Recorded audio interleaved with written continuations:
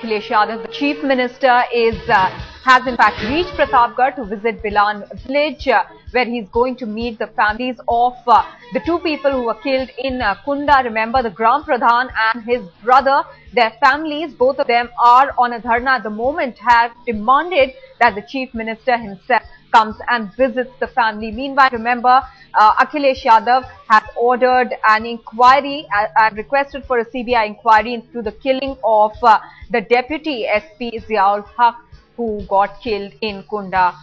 बहुत दर्दनाक घटना और ऐसी घटना जिसने दुखी किया है और कई परिवारों को बेसहारा छोड़ दिया। जो घटना हुई है उसको लेकर के सरकार में हम जितने लोग हैं, अजय जनता पूरी सरकार जिनके साथ अन्याय हुआ है, धोखा हुआ है, उनके साथ है। और प्रधान का भाई की मृत्यु हुई, की मृत्यु हो गई और वह चिड़ी है। जब मैं जीव के परिवार में गया था, उन्होंने जो बातें रखी थी, सरकार से मदद की, सरकार से निष्पक्ष जांच की, सरकार से इस बात की मांग की गई कि उनके खिलाफ कार्रवाई हो जिन्होंने इस तरह की घटना की है, और कहा सीबीआई जांच होगी। तो सरकार ने लगातार ठोस कदम उठाए हैं और सरकार ने लगातार कार्रवाई की है। जो उनकी मांग थी सीबीआई जांच की, 1 मिनट भी विचार नहीं किया, सीबीआई को जांच दे दी गई है। जो पीड़ित परिवार है उनका सहयोग किया है, मदद की है। जो खोया है उन्होंने, जो दुख लिया है, जो दुख आया उनके ऊपर। अब छोटे छोटे बच्चे इतने हैं जो जानते भी नहीं होंगे कि कितना बड़ा दुख उनके परिवार के ऊपर है। छोटे बच्चों को एहसास भी नहीं है कि उन्होंने क्या खोया है। उन परिवार की मदद जरूर की है, लेकिन ये जो खोया है वो कोई भरपाई पूरी नहीं कर सकता। दोनों लोगों के पत्नियों को हम लोगों ने सरकार की तरफ से 20-20 लाख रुपए दिए, जो विधवा हैं, जिससे परिवार के जीवन यापन हो सके। ये सही है कि पैसा कोई भरपाई नहीं कर सकता, लेकिन परिवार का सहयोग परिवार के मदद कर सकता है। कौन देखेगा इन बच्चों को, कौन देखभाल करेगा इस घर की, कौन चलाएगा इस घर को, इसलिए परिवार की सरकार की तरफ से मदद की। ये जो आपने बात की है, उनके परिजनों से बात की है, तो क्या मामला सामने क्या बनाया है, क्या कहना है, क्या निकल के आया है कि ये घटनाएं कैसे हुई है, कैसे घटना हुई है, क्योंकि भी रहस्य बना हुआ है। देखिए, परिवार से बातचीत की है और परिवार के बीच में इसीलिए बैठे कि उनको लगे कि सरकार उनके साथ है, उनके अपने लोग साथ हैं।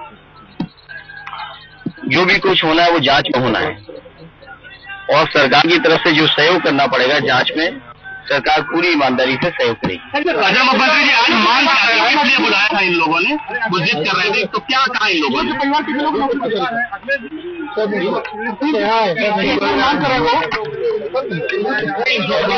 ये जांच जो होनी है वो सीबीआई के होनी है। तो सीबीआई जब जांच करेगी तो अपने आप निष्पक्ष चीजें बाहर आएंगी, और जो सहयोग जांच में देना होगा सरकार की तरफ से पूरी जांच का सहयोग दिया जाएगा। अगर मायावती कह रहे हैं कि प्रदेश संभाल नहीं रहा, केंद्र संभालने की बात, अब ऐसे तो कोई चैनल नहीं बचा जो क्या नहीं कह रहा। जो कभी किसी को प्रधानमंत्री बना देते हैं, कभी वो कुछ बना देते हैं, वो कह रहे हैं कि सरकार पीछे हो गई। सरकार को जो जिम्मेदारी निभानी चाहिए, सरकार ने पूरी जिम्मेदारी निभाई। हमने कहा कि जिस समय घटना हुई हो और आवाज देते, मैंने कहा कि जो जांच हो रही है सब बातें बाहर आ जाएंगी। जो जांच में, अगर आप घर पे थे तो क्यों उनको गिरफ्तार किया गया है? जो मैंने कहा कि जो बातें हैं जांच में सब बाहर आ जाएंगी। आप ये घर पे थे कि नहीं थे सर? ये साजिश जो भी होगी और जिसने भी साजिश की होगी वो साजिश बाहर आएगी। राजा भैया मानते भी सोची समझी स्कीम थी सारी। देवरिया आप बैठे वहाँ पर जांच में है, आपके साथ जो रिवॉल्वर अभी तक नहीं मिली है, पीछे हो जाए यार, तेज बोलो, एक बार तेज बोलो।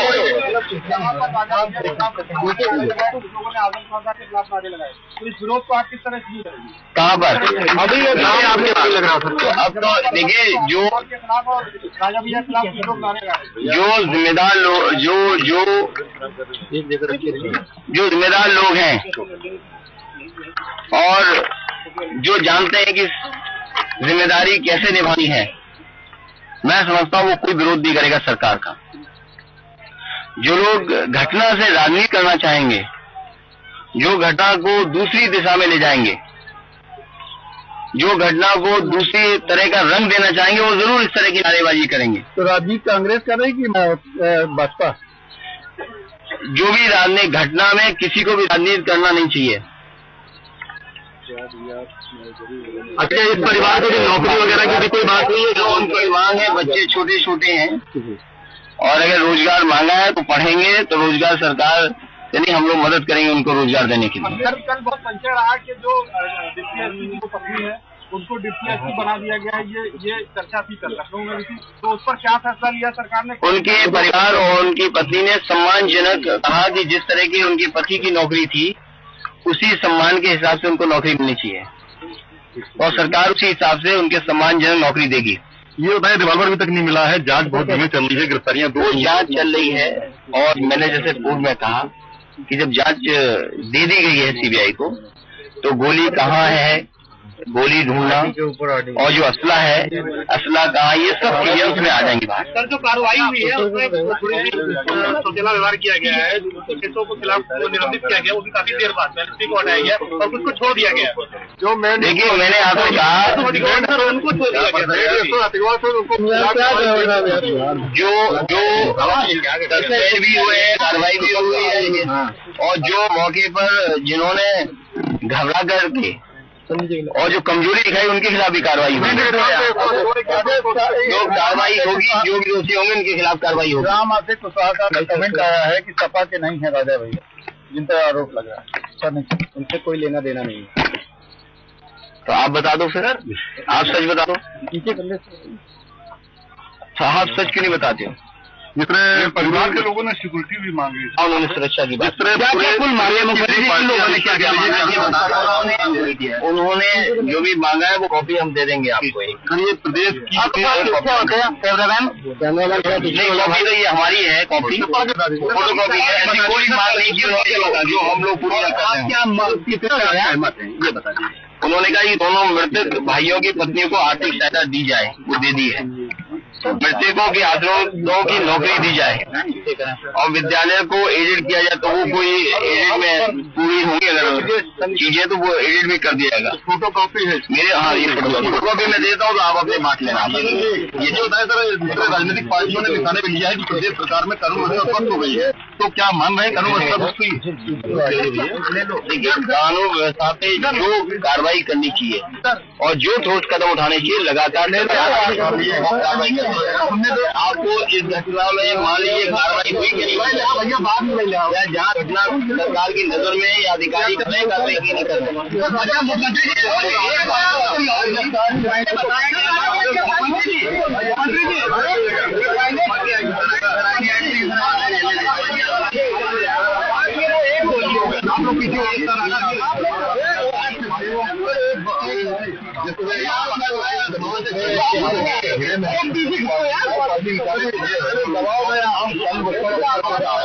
कहना है प्रदेश सरकार जिस तरह कार्य कर रही है उस पर तमाम तरह के सवाल उठ रहे हैं, तमाम पार्टियां सवाल उठा रही हैं।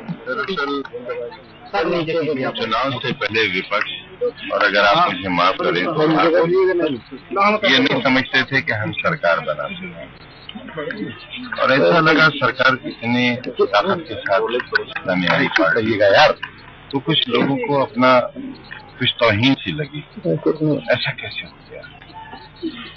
उस जज्बे को दबा कर रखा विपक्षी दलों ने भी, और फिर मैं कहूँगा माफ करें आपने भी, उसका भी असर पड़ा है। अब विपक्ष तो जाहिर है हमारी आरती तो उतारेगा नहीं, हादसा तो हुआ है, अफसोसनाक हादसा है, लेकिन इस हादसे में जितनी तेजी से और इतनी सख्त कार्रवाई की है वो भी खुद में एक मिसाल है।